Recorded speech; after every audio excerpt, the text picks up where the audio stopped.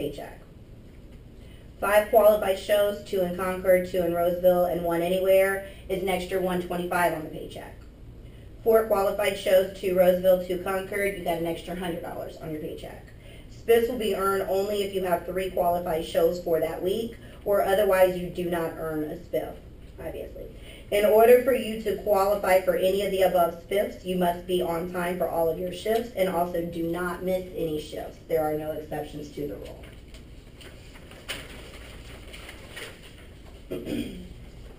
Now this here is, again, where extra money comes into play for you on your paycheck. When you look at this, you see where it says Thursday in Concord is kind of cut off right here though. But Thursday Concord, and you go over, 4:30 has $15 beside it, 6:30 has 20, 8 has 20. These are given to you on a daily basis. Also on the board, they'll write the numbers up there. What that means is anybody you have booked for 4:30, once you see that $15, when they show up, it's an extra $15 on your paycheck. So if you get 5 of them at $20, you've made an extra $100 on your paycheck. Plus, you probably are going to get one of these spiffs if you've made that many. So then you're there, you got that money, you get your hourly, as well you get your commission. So there's a lot of money to be made in here. Not only that, but as I mentioned to y'all on Friday, we had the money machine going up. That's that. You haven't been out there yet, but there's a big white thing that's sitting by my desk. It's not complete yet. Kind of looks like an empty box or something. Yeah. So they got the money machine. They're going to have the prize wheel where you can win a day off, you know, from work getting paid. You might get a 3-day, 2-night vacation. You might get an 8-day, 7-night condo. But there's all different types of things that they have worked in there. All right? Okay, so the next thing we're going to go over is Affinity Marketing Services Terms and Conditions. You need your papers out for this also.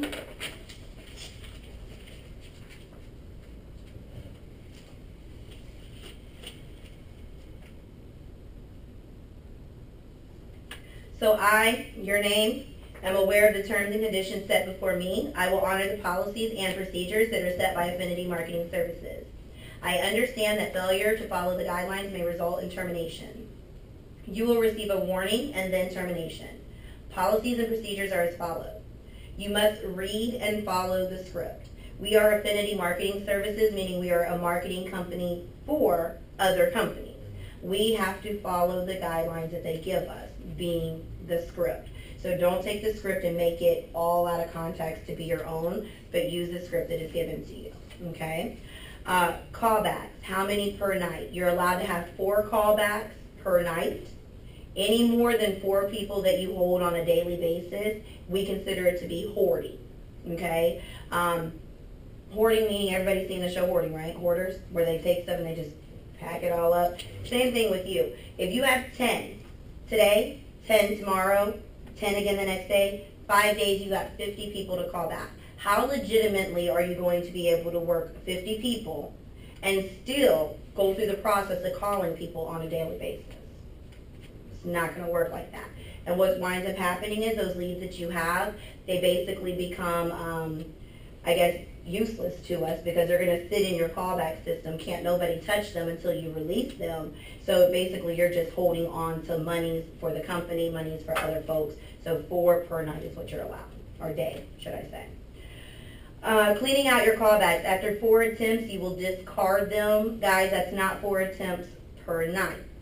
I chalk this up to if you've met a hottie patati. Everybody's done that before, right? Met somebody you've really been interested in. You give them your telephone number. Once you've given them your telephone number, they say, I'm going to call you about 6 o'clock. That's when I get off of work. What are you going to do with your phone about 5:45? Pull it out, right? Yeah. Be looking at it, waiting on them to call, set it beside you. You're going to wait for them to text, whatever the case might be. If they do call and you miss that call, what are you going to do? Call them back. It's the same exact thing with these vacation packages. If I have basically created the greed with you on coming down to pick this gift up from me, what's your name, ma'am? Erica, I'm going to call you back at 5:45 so we can set this time for you and your husband to pick up this trip for 5 days and 4 nights, airfare round trip, and your resort accommodations in Hawaii. You can go to Maui or Oahu. I'm going to call you back at 5:45. If I have sold her on Hawaii, guess what you're going to do at 5:45? You're going to answer your phone, or you're going to call me back if you missed my call. Okay, so that's why it's 4 attempts, not 4 attempts per night. If Miss Erica says, Jessica, call me back at 5:45, I call her back at 5:45, she doesn't pick up her phone, Hi, Miss Erica, this is Jessica. It's 5:45 p.m. You asked me to return your call at this time. I'm just doing my job. If you would, please give me a courtesy call back at your earliest convenience so that we can go ahead and solidify this appointment for you and your husband. Here's my toll-free number. These are my office hours. Look forward to hearing from you soon. Have a great day. Click. That's one. It's 5:45. I don't end my shift until, let's say, 11 o'clock. Okay? At 11 o'clock, I'm probably going to try to call Miss Erica back. Hey, Miss Erica, it's Jessica. Called you at 5:45. There was no response. Just want to touch bases with you once again before I walk out the door today. Wanted to make sure that everything went okay as far as you discussing this information with your husband. There's no questions. There's no concerns. And I want to solidify the date, and time is going to work best for both of you. Give me a call back, Miss Erica. She's got 2 messages from me. Erica probably checks her messages. I'm certain that she does, or at least looks at her phone, because somebody in your life is important enough to you that you check your phone to see whether or not they've called or if you've missed anything, correct? Right. We all put our pants on the same way. So the next day, when I come in, because I didn't get a hold of her at the end of shift, guess what I'm probably going to do? Call her at my very beginning of shift. Hey, Miss Erica. It's me again, Jessica. I already called you at 5:45, called you at 11 o'clock. Guess what? Now it's such and such time. Try and touch bases with you. I want to solidify with you where your interest is in picking your gift up.